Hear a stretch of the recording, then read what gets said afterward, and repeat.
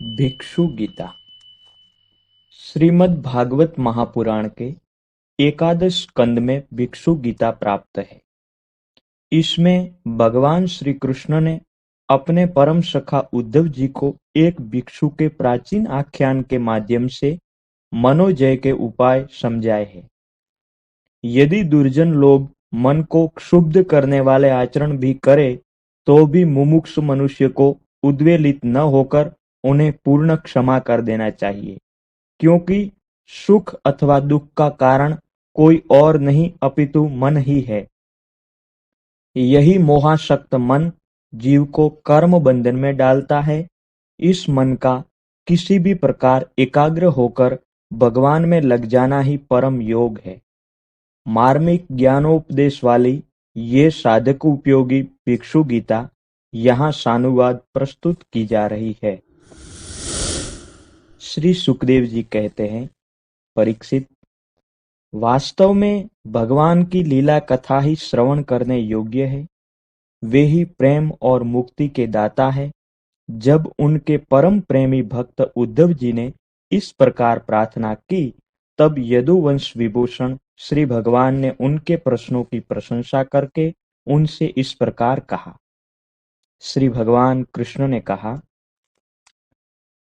देवगुरु बृहस्पति के शिष्य उद्धव जी, इस संसार में प्रायः ऐसे संत पुरुष नहीं मिलते जो दुर्जनों की कटु वाणी से बंधे हुए अपने हृदय को संभाल सके। मनुष्य का हृदय मर्म भेदी बाणों से बींधने पर भी उतनी पीड़ा का अनुभव नहीं करता जितनी पीड़ा उसे दुष्ट जनों के मर्मांतक एवं कठोर वाग्बाण पहुंचाते हैं। उद्धव जी, इस विषय में महात्मा लोग एक बड़ा पवित्र प्राचीन इतिहास कहा करते हैं। मैं वही तुम्हें सुनाऊंगा, तुम मन लगाकर उसे सुनो। एक भिक्षुक को दुष्टों ने बहुत सताया था। उस समय भी उसने अपना धैर्य न छोड़ा और उसे अपने पूर्व जन्म के कर्मों का फल समझकर कुछ अपने मानसिक उद्गार प्रकट किए थे। उन्हीं का इस इतिहास में वर्णन है। प्राचीन समय की बात है। उज्जैन में एक ब्राह्मण रहता था। उसने खेती व्यापार आदि करके बहुत सी धन संपत्ति इकट्ठी कर ली थी। वह बहुत ही कृपण, कामी और लोभी था। क्रोध तो उसे बात बात में आ जाया करता था। उसने अपने जाति बंधु और अतिथियों को कभी मीठी बात से भी प्रसन्न नहीं किया। खिलाने पिलाने की तो बात ही क्या है। वह धर्म कर्म से रीति घर में रहता और स्वयं भी अपनी धन संपत्ति के द्वारा समय पर अपने शरीर को भी सुखा नहीं करता था। उसकी कृपणता और बुरे स्वभाव के कारण उसके बेटे बेटी, भाई बंधु, नौकर चाकर और पत्नी आदि सभी दुखी रहते और मन ही मन उसका अनिष्ट चिंतन किया करते थे। कोई भी उसके मन को प्रिय लगने वाला व्यवहार नहीं करता था। वह लोक परलोक दोनों से ही गिर गया था। बस यक्षों के समान धन की रखवाली करता रहता था। उस धन से वह न तो धर्म कमाता था और न भोग ही भोगता था। बहुत दिनों तक इस प्रकार जीवन बिताने से उस पर पंच महायज्ञ के भागी देवता बिगड़ उठे। उदार उद्धव जी, पंच महायज्ञ के भागियों के तिरस्कार से उसके पूर्व पुण्यों का सहारा, जिसके बल से अब तक धन टिका हुआ था, जाता रहा और जिसे उसने बड़े उद्योग और परिश्रम से इकट्ठा किया था, वह धन उसकी आंखों के सामने ही नष्ट भ्रष्ट हो गया। उद्धव जी, उस नीच ब्राह्मण का कुछ धन तो उसके कुटुंबियों ने ही छीन लिया। कुछ चोर चुरा ले गए, कुछ आग लग जाने आदि देवी कोप से नष्ट हो गया, कुछ समय के फेर से मारा गया, कुछ साधारण मनुष्यों ने ले लिया और बचा खुचा कर और दंड के रूप में शासकों ने हड़प लिया। इस प्रकार उसकी सारी संपत्ति जाती रही। न तो उसने धर्म ही कमाया और न भोग ही भोगे। इधर उसके सगे संबंधियों ने भी उसकी ओर से मुंह मोड़ लिया। अब उसे बड़ी भयानक चिंता ने घेर लिया। धन के नाश से उसके हृदय में बड़ी जलन हुई। उसका मन खेद से भर गया। आंसुओं के कारण गला रुंध गया। परंतु इस तरह चिंता करते करते ही उसके मन में संसार के प्रति महान दुख बुद्धि और उत्कट वैराग्य का उदय हो गया। अब वह ब्राह्मण मन ही मन कहने लगा, हाय हाय, बड़े खेद की बात है। मैंने इतने दिनों तक अपने को व्यर्थ ही इस प्रकार सताया। जिस धन के लिए मैंने सरतोड़ परिश्रम किया, वह न तो धर्म कर्म में लगा और न मेरे सुख भोग में ही काम आया। प्रायः देखा जाता है कि कृपण पुरुषों को धन से कभी सुख नहीं मिलता। इस लोक में तो वे धन कमाने और रक्षा की चिंता से जलते रहते हैं और मरने पर धर्म न करने के कारण नरक में जाते हैं। जैसे थोड़ा सा भी कोढ़ स्वर्ग सुंदर स्वरूप को बिगाड़ देता है, वैसे ही तनिक सा भी लोभ यशस्वियों के शुद्ध यश और गुणियों के प्रशंसनीय गुणों पर पानी फेर देता है। धन कमा लेने पर उसको बढ़ाने, रखने एवं खर्च करने में तथा उसके नाश और उपभोग में जहां देखो वही निरंतर परिश्रम, भय, चिंता और ब्रह्म का ही सामना करना पड़ता है। चोरी, हिंसा, झूठ बोलना, दंभ, काम, क्रोध, गर्व, अहंकार, भेद बुद्धि, वैर, अविश्वास, स्पर्धा, लंपटता, जुआ और शराब, ये 15 अनर्थ मनुष्यों में धन के कारण ही माने गए हैं। इसलिए कल्याणकामी पुरुष को चाहिए कि स्वार्थ एवं परमार्थ के विरोधी अर्थ नामधारी अनर्थ को दूर से ही छोड़ दे। भाई, बंधु, स्त्री, पुत्र, माता, पिता, सगे संबंधी जो स्नेह बंधन से बंधकर बिल्कुल एक हुए रहते हैं, सब के सब कौड़ी के कारण इतने फट जाते हैं कि तुरंत एक दूसरे के शत्रु बन जाते हैं। ये लोग थोड़े से धन के लिए भी क्षुब्ध और क्रुद्ध हो जाते हैं। बात ही बात में सौहार्द संबंध छोड़ देते हैं, लाग डांट रखने लगते हैं और एकाएक प्राण लेने देने पर उतारू हो जाते हैं। यहाँ तक कि एक दूसरे का सर्वनाश कर डालते हैं। देवताओं के भी प्रार्थनीय मनुष्य जन्म को और उसमें भी श्रेष्ठ ब्राह्मण शरीर प्राप्त करके जो उसका अनादर करते हैं और अपने सच्चे स्वार्थ परमार्थ का नाश करते हैं, वे अशुभ गति को प्राप्त होते हैं। ये मनुष्य शरीर मोक्ष और स्वर्ग का द्वार है। इसको पाकर भी ऐसा कौन बुद्धिमान मनुष्य है जो अनर्थों के धाम उन धन के चक्कर में फंसा रहे। जो मनुष्य देवता, ऋषि, पितर, प्राणी, जाति भाई, कुटुंबी और धन के दूसरे भागीदारों को उनका भाग देकर संतुष्ट नहीं रखता और न स्वयं ही उसका उपभोग करता है, वह यक्ष के समान धन की रखवाली करने वाला कृपण तो अवश्य ही अधोगति को प्राप्त होता है। मैं अपने कर्तव्य से च्युत हो गया हूँ। मैंने प्रमाद में अपनी आयु, धन और बल पौरुष खो दिए। विवेकी लोग जिन साधनों से मोक्ष तक प्राप्त कर लेते हैं, उन्हीं को मैंने धन इकट्ठा करने की व्यर्थ चेष्टा में खो दिया। अब बुढ़ापे में मैं कौन सा साधन करूंगा? मुझे मालूम नहीं होता कि बड़े बड़े विद्वान भी धन की व्यर्थ तृष्णा में निरंतर क्यों दुखी रहते हैं। हो न हो, अवश्य ही ये संसार किसी की माया से अत्यंत मोहित हो रहा है। ये मनुष्य शरीर काल के विकराल गाल में पड़ा हुआ है। इसको धन से, धन देने वाले देवताओं और लोगों से, भोग वासनाओं और उनको पूर्ण करने वालों से तथा पुनः पुनः जन्म मृत्यु के चक्कर में डालने वाले सकाम कर्मों से लाभ ही क्या है?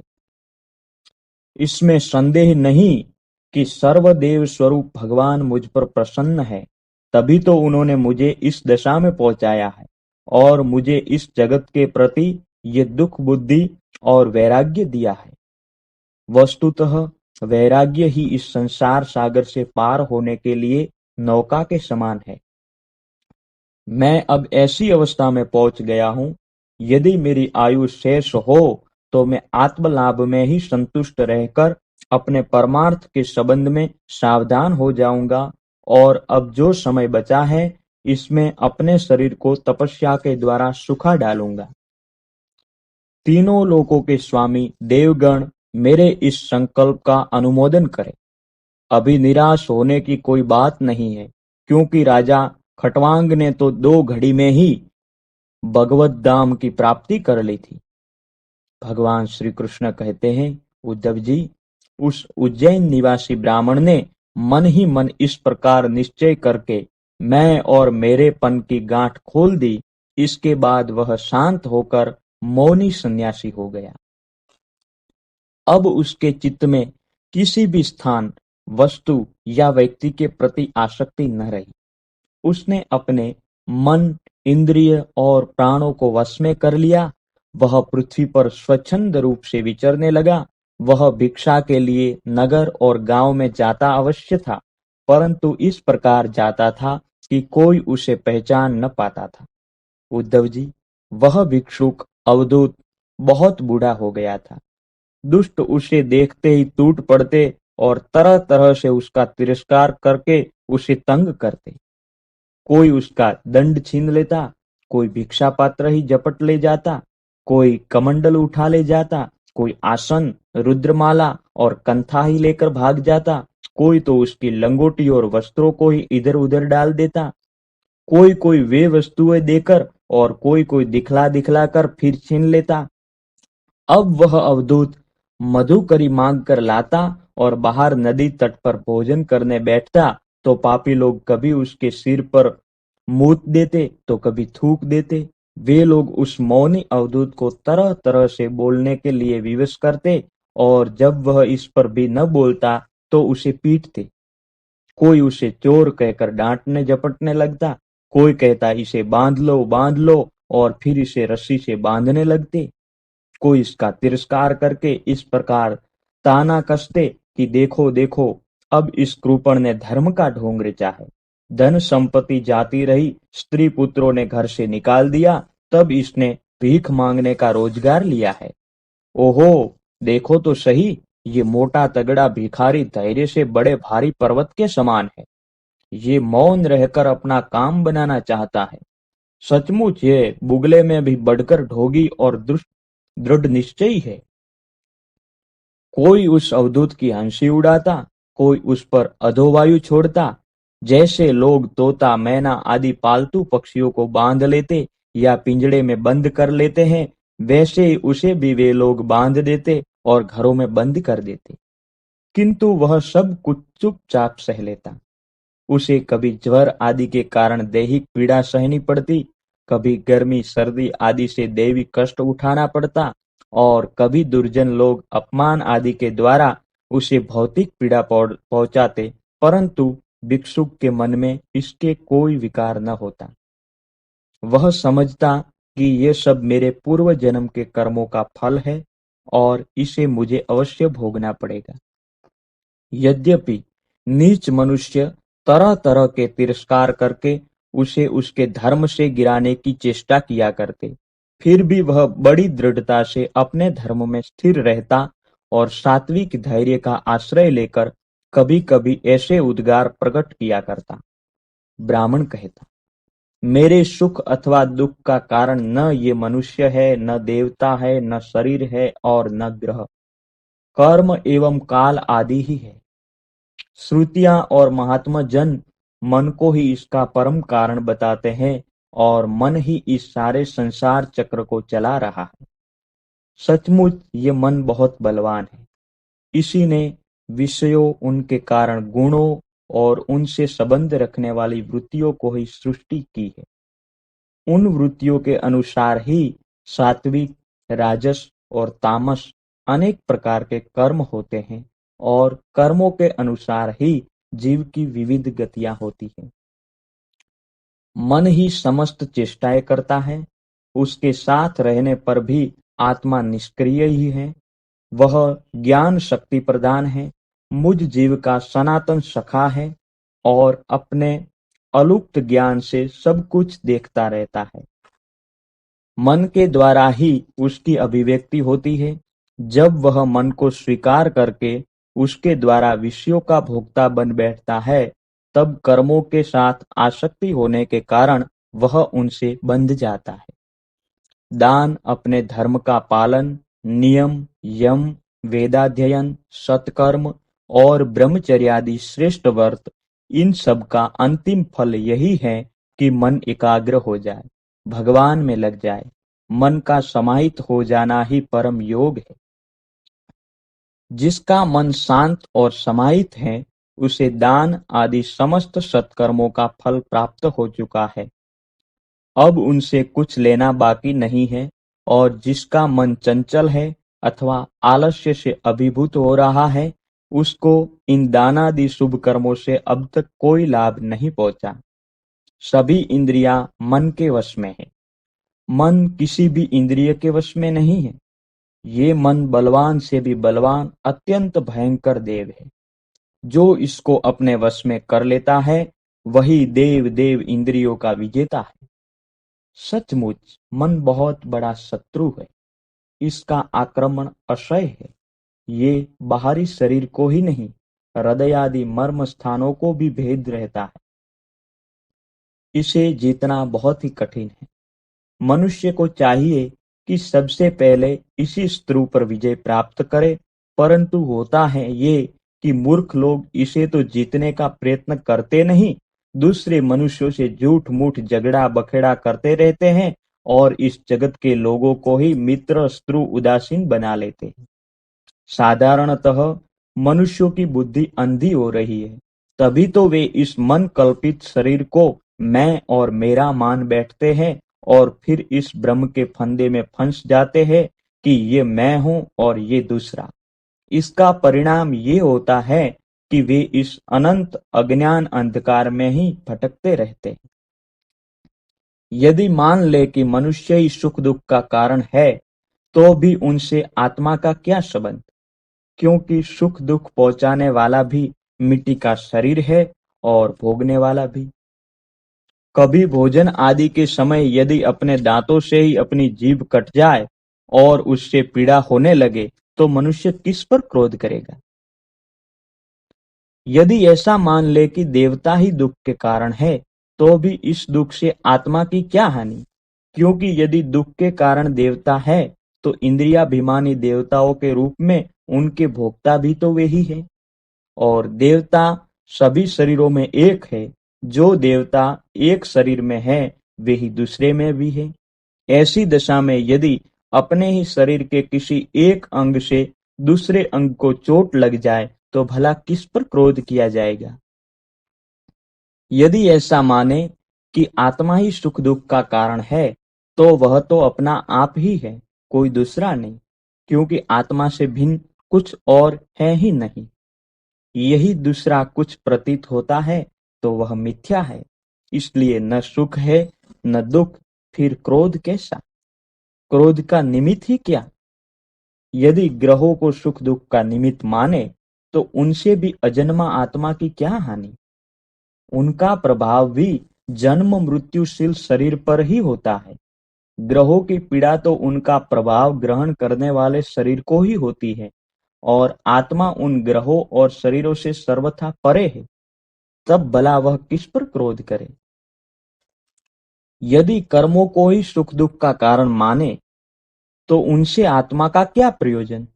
क्योंकि वे तो एक पदार्थ के जड़ और चेतन उभय रूप होने पर ही हो सकते हैं। अर्थात जो वस्तु विकार युक्त और अपना हिताहित जानने वाली होती है, उसी से कर्म हो सकते हैं। अतः वह विकार युक्त होने के कारण जड़ होनी चाहिए और हिताहित का ज्ञान रखने के कारण चेतन। किंतु देह तो अचेतन है और उसमें पक्षी रूप से रहने वाला आत्मा सर्वथा निर्विकार और साक्षी मात्र है। इस प्रकार कर्मों का तो कोई आधार ही सिद्ध नहीं होता, फिर क्रोध किस पर करे? यदि ऐसा माने कि काल ही सुख दुख का कारण है, तो आत्मा पर उसका क्या प्रभाव?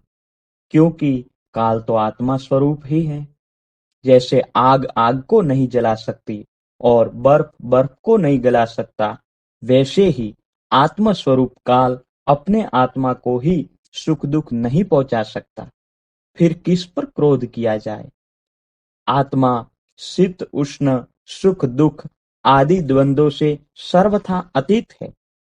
आत्मा प्रकृति के स्वरूप, धर्म, कार्य, लेश, संबंध और गंध से भी रहित है।